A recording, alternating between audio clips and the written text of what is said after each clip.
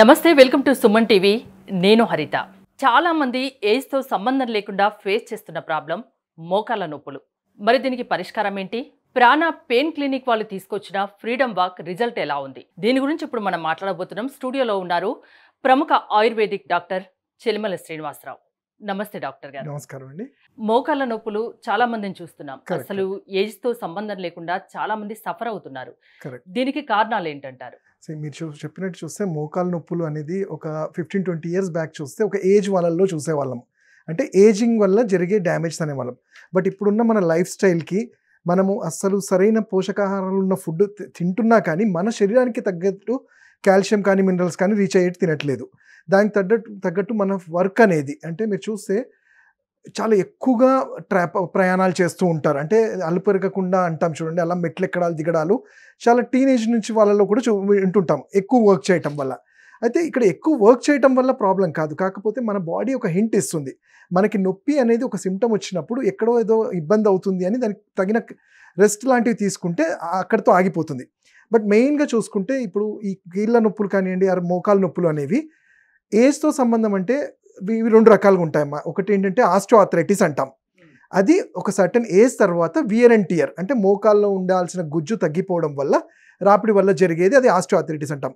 ఇంకొకటి చాలా చిన్న ఏజ్లో వచ్చేది రుమటైడ్ ఆర్థరైటిస్ అంటాం. అంటే ఇది మన బ్లడ్లోనే యాంటీజెన్ ఉండి బాడీకి అగెనిస్ట్గా పనిచేయటం వల్ల ఎక్కడ జాయింట్స్ ఉంటాయో కార్టిలేజ్ ఉంటుందో అవన్నీ కూడా రప్చర్ అవుతూ ఉంటాయి. రుమటాయిడ్ అంటే చాలా పెయిన్ తో కూడుకున్నది. రెండిట్లో చాలా పెయిన్ఫుల్ గానే ఉంటాయి. బట్ రుమటైడ్ అయితే అంటే ఇది ప్రతి జాయింట్ లో ఇట్ ఎఫెక్ట్ పడుతుంది. అంటే చిన్న జాయింట్స్ నుంచి పెద్ద జాయింట్స్ వరకు అన్ని జాయింట్స్ ఎఫెక్ట్ పడతాయి. ఆస్టియోఆర్థరైటిస్ అనేది ఏంటంటే పర్టికులర్ గా మోస్ట్లీ 90% మోకాళ్ళలోనే ఇది చూస్తూ ఉంటాం. ఇప్పుడు 21 ఇయర్స్ సర్వీస్ లో మీరు ఎలాంటి ప్రాబ్లమ్స్ ఎక్కువ చూసారు ఈ ఆర్థరైటిస్ సంబంధించి, మోకాళ్ళ నొప్పులకు సంబంధించి? దీనిలో చూసుకుంటే మనం జనరల్గా కూడా చూసుకుంటే ఫీమేల్స్లో చాలా ఎక్కువ చూస్తూ ఉంటాము. ఎందుకంటే పాపం వీళ్ళు టైంకి ఫుడ్ తీసుకోకపోవడము, సరైన ఎక్సర్సైజ్ లేకపోవడము, అలానే అధిక బరువు పెరగటం, అంటే ఆఫ్టర్ డెలివరీ కానివ్వండి లేకపోతే ఇతర హార్మోనల్ పీసీఓస్ వీటి వల్ల బాడీ అనేది బ్లోనప్ అవుతుంది. అంటే బాడీ పెరిగిపోయినప్పుడు ఈ బరువు అంతా మోకాల మీదే పడుతుంది. ఒక సర్టెన్ పీరియడ్ వరకు అయితే మనం దాన్ని భరించగలుగుతాం. కానీ రిపీటెడ్గా ఇదే జరుగుతూ ఉంటే మోకాల్లో ఉండాల్సిన ఆ పట్టు అనేది కండరాలు వీక్ అయిపోయి డైరెక్ట్గా బోన్ అనేది రప్చర్ అవుతూ ఉంటుంది. దీన్ని మా ఆయుర్వేద భాషలో వాతము అంటాం, అంటే సంధివాతము. ఇప్పుడు వాతము అనేది ఏంటంటే అందరికీ అర్థమయ్యే భాష చెప్పాలంటే వాగతి గంధహో అంటాం. అంటే దేనికైతే చలనం ఉంటుందో, అంటే మూమెంట్ ఉన్నప్పుడు మనిషి చాలా మంచిగా ఉంటాడు. ఆ మూమెంట్లో ఏదైనా ప్రాబ్లం అయినప్పుడు అంటే స్టిఫ్నెస్ కానివ్వండి లేదంటే స్వెల్లింగ్ కానీ ఇవి అయిపోయినప్పుడు అక్కడ జాయింట్లో మూమెంట్ ఉండదు. అక్కడంతా ఆ సైనల్ ఫ్లూయిడ్ అంతా డ్రై అవ్వడం స్టార్ట్ అవుతుంది. దానివల్ల మూమెంట్ లేకపోవడము అండ్ ఈ అధిక బరువు యాడ్ అవ్వటం వల్ల పేషెంట్స్కి నడవడం కూడా చాలా ఇబ్బంది అవుతూ ఉంటుంది. సో ఇవి మా జనరల్గా నా 21 ఇయర్స్ కెరియర్లో ఏంటంటే ఎక్కువగా వాతం చూసిన వాళ్ళలో ఈ మోకాళ్ళ నొప్పులు, అంటే వేరే ఏ ప్రాబ్లమ్స్ ఉన్నా కానీ కామన్గా, అంటే ఒబేసిటీ ప్రాబ్లం ఉన్నా ఇతరత్ర ప్రాబ్లమ్స్ ఉన్నా డాక్టర్ గారు నాకు మోకాళ్ళ నొప్పులు ఉన్నాయని చాలా కామన్గా చెప్తూ ఉంటారు. మీరు చూస్తుంటే మార్కెట్లో దొరికే ఆ ప్రోడక్ట్స్ ఈ ప్రోడక్ట్స్ ఆయిల్స్ ఇవన్నీ కూడా అప్లై చేసిన తర్వాత కూడా రిలీఫ్ ఉండదు కొన్నిసార్లు. మోకాలు చిప్ప అరుగుదల అంటారు, అది అంటే ఒక ఏజ్ తర్వాత అరుగుదల స్టార్ట్ అవుతుందా ఏంటి? దాని సిమ్టమ్స్ కూడా నొప్పియేనా? అంటే దేనికైనా చెప్పాలంటే నొప్పి అనేది ఒక ప్రైమరీ సిమ్టమ్. కాకపోతే మనం ఒక ఎముక అరగాలంటే ఒక 3 నుంచి 4 సంవత్సరాలు పడుతుంది. మా దగ్గర క్లినిక్స్లో పేషెంట్స్ వచ్చేది ఎలా అంటే ఒక 2-3 సంవత్సరాలు నేను ఇంతకుముందు చెప్పినట్టే చాలా ఉపచారాలు చేస్తుంటారు. అంటే ఆయిల్ పెట్టాము, ఇంకోటి చేసాము ఒక 2-3 years pain killers, calcium supplements అన్నీ వాడి ఆ అరిగిపోయే స్టేజ్లోనే వస్తుంటారు. అంటే దీనికి మెయిన్గా చూడాలి అంటే ఫస్ట్ సిమ్టమ్ ఏంటంటే నొప్పి. అంటే నడుస్తున్నప్పుడు కొన్నిసార్లు కుంటినట్టు అవ్వడము, కాలు తీసి కాలు పెట్టడంలో కూడా ఇబ్బంది అవుతూ ఉంటుంది. ప్రైమరీ సిమ్టమ్ నొప్పి అనే చెప్తారు. అయితే కానీ కొన్ని మా క్లినికల్ ఎక్స్పీరియన్స్లలో వాళ్ళ నాడి చూసినప్పుడు వాత శరీరం ఉంది, వాళ్ళు తీసుకునే డైట్, అంటే ఎవరైతే టైంకి డైట్ తీసుకోకుండా వెయిట్ని మెయింటైన్ చేయకుండా ఉన్న వాళ్ళలో వీళ్ళల్లో సిమ్టమ్స్ అంటాం. అంటే వీళ్ళకి ఆ ఎముకలు అరిగే స్థితికి వెళ్ళే ఛాన్సెస్ ఉంటాయి. అయితే దీన్ని ఇంకోటి ఏంటంటే మోకాలు చిప్ప అరగాయి అనగానే అంటే ఒక ఏజ్ గ్రూపో ఒక జెండర్ అనే కాకుండా ఎవరైతే బాడీని మనము రెగ్యులర్గా ఈ ఎక్సర్సైజెస్ డైట్ టైంకి తీసుకోకుండా డిసిప్లిన్గా పెట్టమో వాళ్ళకి తప్పకుండా అరిగే ఛాన్సెస్ ఉంటాయి. అండ్ మోస్ట్లీ ఈ అరుగుదల ఒక సర్టెన్ ఏజ్, అంటే ఏజింగ్ 40-45 ఇయర్స్ తర్వాతనే చూస్తుంటాం. అంటే ఫర్ ఎగ్జాంపుల్ మనం జుట్టు అనేది తెల్ల జుట్టు, ఇప్పుడు చిన్న ఏజ్లో జుట్టు తెల్లబడ్డం అనేది కామన్ కాదు కాబట్టి మనం దానికి ట్రీట్మెంట్స్ చెప్తాం. అలానే ఇది కూడా ఎర్లీ ఏజ్లో ఎముకలు అరగకూడదు. మా కండరాలు అన్నీ చాలా గట్టిగా ఉండాలి, మంచిగా ఉండాలి. బట్ ఇంతకుముందు మనం చెప్పుకున్నట్టు సరైన లైఫ్ స్టైల్ లీడ్ చేయకపోవటము, ఆర్ కొన్ని ఇతరత్ర జబ్బుల వల్ల కూడా, అండ్ ఈ ఒబేసిటీ ఇట్లాంటి హార్మోనల్ ప్రాబ్లమ్స్ వల్ల కూడా ఈ ఎముకల్లో గుజ్జు రోజు రోజుకి అరగడం అనేది చూస్తూ ఉంటాం. మరి దీనికి పరిష్కారం ఏంటి? ఆయుర్వేదంలో ఎలాంటి పరిష్కారం ఉంది? నిజంగా చెప్పాలంటే దీనికి పరిష్కారము అంటే నేను వేరే ఏ సిస్టమ్ని అనట్లేదు, బట్ ఆయుర్వేదంలోనే దీనికి పరిష్కారం ఉంది. ఎందుకంటే ఈ వాత వ్యాధులు అనేది 5000 సంవత్సరాల క్రితమే చరక శశ్రుత వాగ్భట అనే దాంట్లో మా సంహితాస్లో మెన్షన్ చేశారు. అంటే నేను ఇంతకుముందు చెప్పినట్టు సంధివాతము అంటాం. అంటే ఒక జాయింట్లో ఈ ఎక్కడైతే మోకాలు ఉండే జాయింట్లో వాపు అక్కడ డ్రైనెస్ పెరగడం వల్ల రాపిడి జరిగి డ్యామేజ్ అవుతుంది. ఇది మేము 5000 సంవత్సరాల క్రితమే దీన్ని సంధివాతము అన్నాం. అంటే ఆ జాయింట్స్లో జరగాల్సిన పోషణ అనేది అరిగిపోయింది.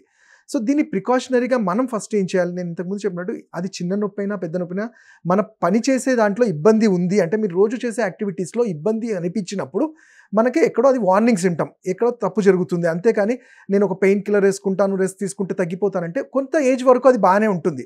బట్ ఒక ఎముక అరగాలంటే ఒక 3 to 4 years పడుతుందని నేను ఇంతకుముందు చెప్పినట్టు.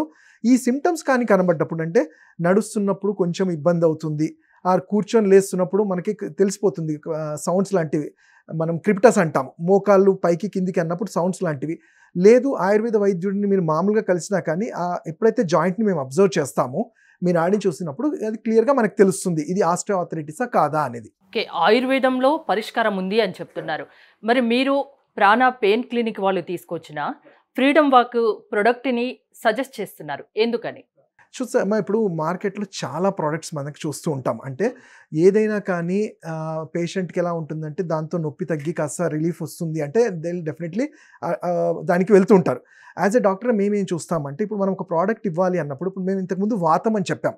ఆ వాతము అనే దాన్ని కట్టడి చేయడానికి మనకి ఇంట్లో దొరికే ఔషధాలు కొన్ని ఉంటాయి, మేము తయారు చేసేవి కొన్ని ఉంటాయి. అంటే మన హెర్బ్స్ చెట్ల నుంచి తీసుకునే ఉంటాయి. సో అలా చూసుకుంటే ఇప్పుడు మీరు ఈ ఫ్రీడమ్ వాక్ అనే వాళ్ళ దీంట్లో వీళ్ళు మెన్షన్ చేసిన ఇంగ్రీడియంట్స్ చూస్తే అంటే దాంట్లో ప్రముఖంగా చెప్పేది ఏంటి అంటే సల్లకి అంటాం, అంటే బోస్వెలియా సెర్రేటా. ఈ బోస్వెలియా సెర్రేటా అనేది ఇంతకు ముందు ఎప్పటి నుంచో ఆయుర్వేదంలో కార్ట్లేజ్ అనేది అంటే పేపర్ లాగా ఉండే 2 జాయింట్స్ మధ్యలో ఉండేది అరగకుండా ఆపుతుంది. అండ్ దాంట్లో ఉండే స్వగుణం వల్ల ఏంటి అంటే అది వాపును తగ్గిస్తుంది. ఆ సల్లకి అనేది ఏం చేస్తుంది అంటే లోపల జరిగే ఆ కండరంలో జరిగే వాపును తగ్గిస్తుంది. అలానే చూస్తే ఇంకా చాలా మంచి చేస్తారు, పైపరిన్ అంటాం, అంటే మన ఇంట్లో దొరికే పిప్పలి, మిరియాలు. ఈ మిరియాల్లో ఉండే గుణం ఏంటంటే ఆటో యాక్సిడెంట్స్ అంటాం, అంటే అక్కడ జరిగే ఏదైతే ఫ్రిక్షన్ ఉంటుందో దాన్ని ఆపడంతో రక్త ప్రసరణ ఫ్రీ చేస్తుంది. విటమిన్ సి అనేది మన బాడీ ఇమ్యూనిటీని పెంచుతుంది. అలానే మీరు ఇంకా చాలా ఇంగ్రీడియంట్స్ మనకి చెప్పాము, అంటే ఒక్కొక్క దానికి మొత్తం ఎన్ని రకాల ఇంగ్రీడియంట్స్ దీంట్లో వీళ్ళు యాడ్ చేశారు? ఆల్మోస్ట్ 10 నుంచి 12 ఇంగ్రీడియంట్స్ ఉన్నాయి. సో దాంట్లో ప్రముఖంగా నేను చెప్పింది ఏంటంటే ఈ సల్లకి అనేది చాలా మంచిగా మేము ఎప్పటి నుంచో యూజ్ చేస్తున్నాం, కానీ దాన్ని సరైన ప్రపోర్షన్లో మనకి ఇలాంటి ప్రోడక్ట్స్ దొరికినప్పుడు ఇంకా ఈజీ అవుతుంది. అండ్ ఇంకోటి చూస్తే మీరు చూస్తే దీంట్లో పసుపు కూడా సాషెస్ ఉన్నాయి.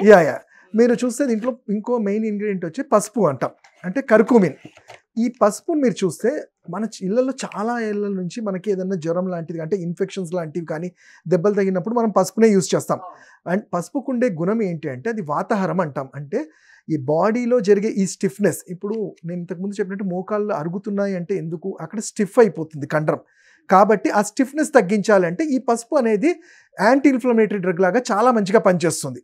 అయితే ఎప్పుడైతే పసుపు ఉంటుందో మనం నీళ్ళు కూడా ఎక్కువగా తీసుకోవాలంటాం, అంటే ఈ మెడిసిన్ తీసుకున్నప్పుడు. ఎందుకంటే అందుకే ఇది చూస్తే మీరు సాచెట్ లాగా చాలా ఈజీగా ఉంటుంది, పేరు కూడా ఎగ్జాక్ట్లీ మనము ఒక ఇబ్బంది నుంచి ఒక ఫ్రీడమ్ వచ్చింది కాబట్టి దానికి పేరు కూడా వాళ్ళు ఫ్రీడమ్ వాక్ అని పెట్టారు.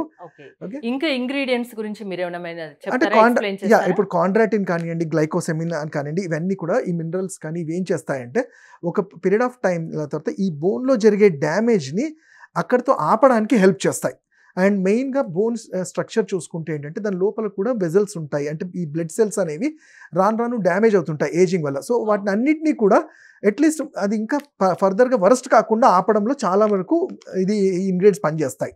మీ పేషెంట్స్కి మీరు సజెస్ట్ చేస్తున్నాము ఫ్రీడమ్ వాక్ని అని చెప్తున్నారు, రిజల్ట్ ఎలా ఉంది, వాళ్ళు ఇచ్చే ఫీడ్బ్యాక్ ఎలా ఉంది? చెప్పాలంటే ఇప్పుడు ఎనీ డీజనరేటివ్ డిసీజెస్లో మనము పెయిన్ కిల్లర్స్ లాగా ఎక్స్పెక్ట్ చేయలేం, ఎందుకంటే మేము పేషెంట్స్కి వాళ్ళ తత్వాన్ని బట్టి వాళ్ళ పథ్యంతో పాటు ఎప్పుడైతే ఈ మందులు ఇస్తామో గ్రాడ్యువల్గా మనం చూస్తూ ఉంటే మంచి రిజల్ట్స్ కనబడుతున్నాయి. అంటే ఇప్పుడు మనం ఆ రేషియో తీసుకుంటే ఏంటంటే నడవలేని వాళ్ళల్లో కొంత పెయిన్ కిల్లర్స్ చాలా వాడేసి ఉంటారు, దానివల్ల సైడ్ ఎఫెక్ట్స్ ఉంటాయి. అలా పెయిన్ కిల్లర్స్ అవన్నీ లేకుండా ఇలాంటి మెడిసిన్స్ వల్ల లోపల ఆ శక్తి పెరుగుతున్నప్పుడు ఆటోమేటిక్గా ఆ పెయిన్ రిలీఫ్ అనేది జరుగుతూ ఉంటుంది. అయితే ఇది ఏంటంటే పెయిన్ కిల్లర్ లాగా ఇమీడియట్ వాటి గురించి కాదు, ఒక పీరియడ్ ఆఫ్ టైం వరకు వాడితే మినిమం ఎంత టైం అట్లీస్ట్ వాడాలి? జనరల్గా మేము చెప్పేది ఏంటంటే ఒక 40 days to 3 months అయితే యూజ్ చేయాల్సి 3 ఉంటుంది. months వాడితే మంచి మంచి రిజల్ట్స్ ఉంటాయి. అంటే ఆ 3 months అనేది డాక్టర్ అడ్వైస్ తీసుకుంటూ చేయటము, మేము చెప్పిన పర్టికులర్ పథ్యం ఫాలో చేసుకుంటూ కొన్ని ఎక్సర్సైజ్ చేస్తుంటే చాలా మంచి రిజల్ట్స్ ఉంటాయి. అండ్ ఫ్రీడమ్ వాక్ వాడిన వాళ్ళు మీ పేషెంట్స్ మీకు ఇచ్చిన ఫీడ్బ్యాక్ ఏంటి? అందుకే కదమ్మా ఈరోజు చెప్పడానికి కూడా ఏంటంటే వాళ్ళు ఇచ్చిన ఫీడ్బ్యాక్ అనేది ఏంటి ఎట్లా ఉంటుంది. ఇప్పుడు ఒక డాక్టర్కి మేము చాలా ఔషధాలు ఉంటాయి, బట్ ఆ ఔషధాలు అన్నింటినీ ఎక్స్పెరిమెంట్ చేయలేము. బట్ మాకు పేషెంట్ ఎప్పుడైతే ఇట్లాంటి మంచి కాంబినేషన్ దొరికినప్పుడు పేషెంట్ ఏంటంటే చాలా సాటిస్ఫై అవుతాడు. అంటే డాక్టర్గా మాకు కూడా ఏంటంటే అరే ఈ ట్రీట్మెంట్ అంటే వీటి వల్ల మనకి రిజల్ట్ రాలేనప్పుడు వేరియస్ కాంబినేషన్స్ అన్ని ట్రై చేస్తుంటాం. అలా కాకుండా ఇవి ఒక్కదాంతో దీంతో అనిపించినప్పుడు యాజ్ ఎ డాక్టర్ కూడా చాలా మాకు కూడా సాటిస్ఫాక్షన్ ఉంటుంది. వాళ్ళు ఇచ్చిన ఫీడ్బ్యాక్ అనేది చాలా ఎక్సలెంట్గా ఉంది. అంటే నేను అదే చెప్తున్నాను, అంటే over a period of time చూసుకుంటే ముందు దానికన్నా ఈవెన్ ఆస్టియోఆర్థరైటిస్ ఇలాంటి కేసెస్లో ముందు దానికన్నా చాలా బెటర్మెంట్ ఉంటుంది.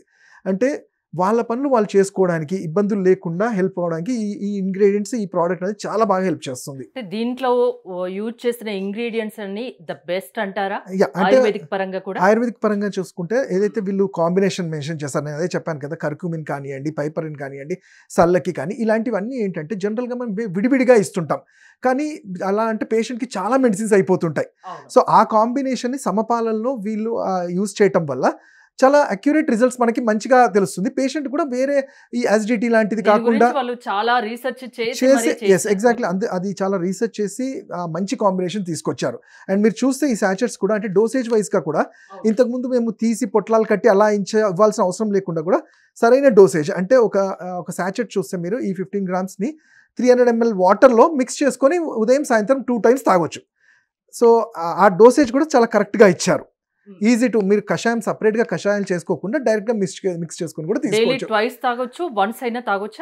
బెటర్ ట్వైస్ అనేది బెటర్. సివియర్గా ఉంటే 2 times తీసుకోమంటాం. నార్మల్గా మెయింటెనెన్స్ డోస్ వచ్చినప్పుడు సింగిల్గా తీసుకోమని చెప్తాం.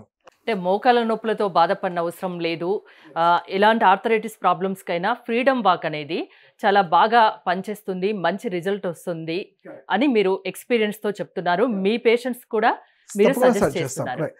ఇదే కాకుండా ఏంటంటే ఇది ఉట్టి మోకాలు నొప్పులనే కాకుండా ఇప్పుడు జనరల్గా వాతం అనేది ఎక్కడున్నా కానీ మేము యాజ్ ఏ వాళ్ళకి ప్రివెంటివ్ లాగా కూడా మనం ఇది సజెస్ట్ చేయగలుగుతాం. ఓకే. అయితే ఏదైనా కానీ డాక్టర్ అడ్వైజ్, డాక్టర్ అబ్జర్వేషన్లో చేయడం అనేది, ఎందుకంటే వీటికి పథ్యం కూడా చాలా ఇంపార్టెంట్ ఉంటాయి. సో వాటితో ఇంత మంచి ఎఫెక్ట్ ఉన్న మెడిసిన్ ఇస్తున్నప్పుడు అవన్నీ ఫాలో చేస్తే మంచి రిజల్ట్స్ తొందరగా చూస్తాం. ఓకే, థ్యాంక్ యూ శ్రీనివాసరావు గారు, థ్యాంక్స్ ఫర్ కమింగ్. ప్రముఖ ఆయుర్వేదిక్ డాక్టర్ శ్రీనివాసరావు గారు సజెస్ట్ చేస్తున్నారు, తన పేషెంట్స్ కూడా ఇది వాడి మంచి రిజల్ట్ వచ్చిన తర్వాతే ఆయన దీని గురించి మాట్లాడడానికి స్టూడియోకి వచ్చారు. ఆర్థరైటిస్ ప్రాబ్లమ్స్తో బాధపడిన అవసరం లేదు, మోకాల నొప్పుల సమస్యలతో బాధపడిన అవసరం లేదు, ఇదొక్కటి వాడి చూడండి ఫ్రీడమ్ వాక్ అని ఆయన చెప్తున్నారు. చూస్తూనే ఉండండి సుమన్ టీవీ.